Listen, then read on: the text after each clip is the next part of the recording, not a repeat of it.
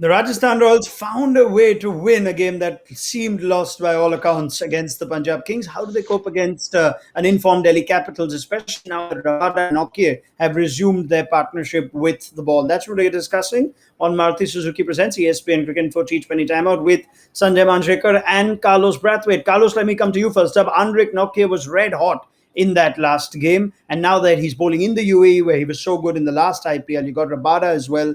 How do you bet against that? I like to think that Evan Lewis would take him on, fight fire with fire, as we say in the Caribbean. Loves the back pace, good cutter and puller.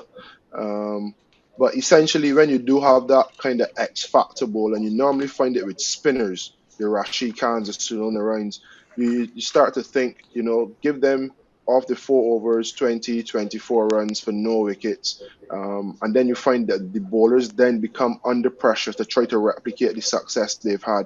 They start trying things, and all of a sudden they go for 24, 28, sometimes even 30, and you've won the battle. So for me, it would be play proper cricket shots um, rather than taking the attack to him.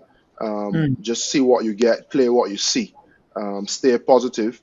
And if he gets 2 overs in without any wickets and goes for, let's say, 10, 12 at the end of the power play, you can bet that in his third and fourth over, you have to try something. He has been a key man for Delhi, and the way to blunt that is just by being positive but playing proper cricket, lower shots.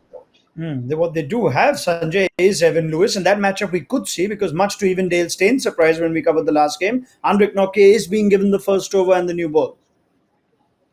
Yes, and it worked also. I mean, incredible Yeah. figures in the last match. When you look at Rajasthan Royals as the top three, you look at Evan Lewis, then you got Jaiswal there, and Sanju Samson, and Liam Livingston. So you don't look at these guys and think, they're going to be guys who will be troubled by the pace of Nokia and Rabada, because they are quite able.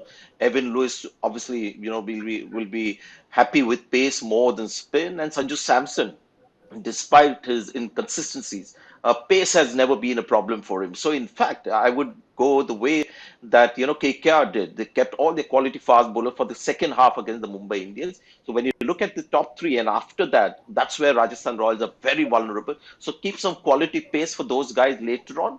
And I don't think there is a weakness there with the Rajasthan Royals top order in the way Nokia and Rabada will bowl together, and they'll be suddenly susceptible to that quality of bowling.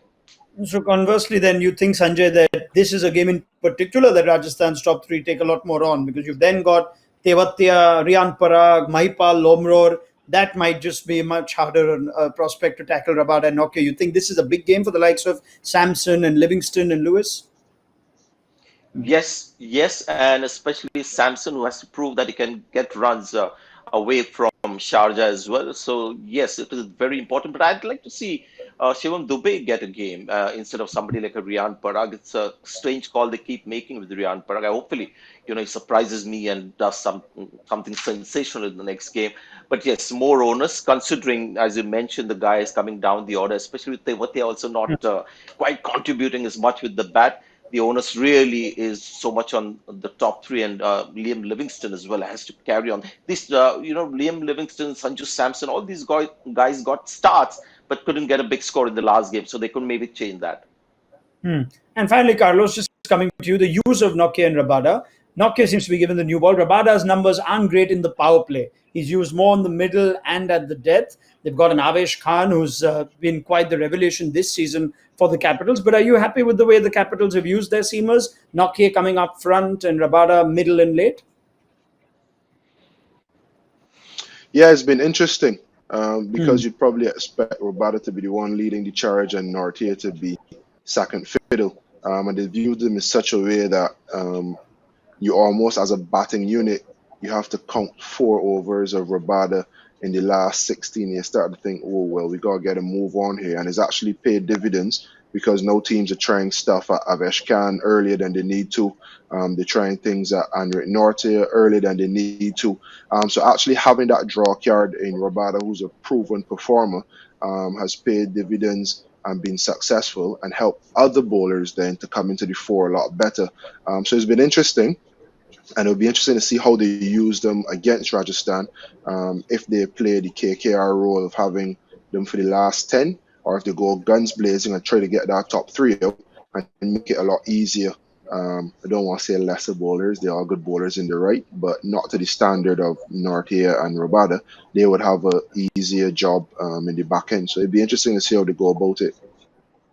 All right, thank you very much, Sanjay Manjrekar and Carlos Brathwaite. How do Rajasthan handle the Nokia and Rabada threat? You've heard it from Carlos and Sanjay, and we'll see how it goes in the game itself. Match 36, that is. This was Maruti Suzuki Presents ESPN Cricket 40 T20 Timeout.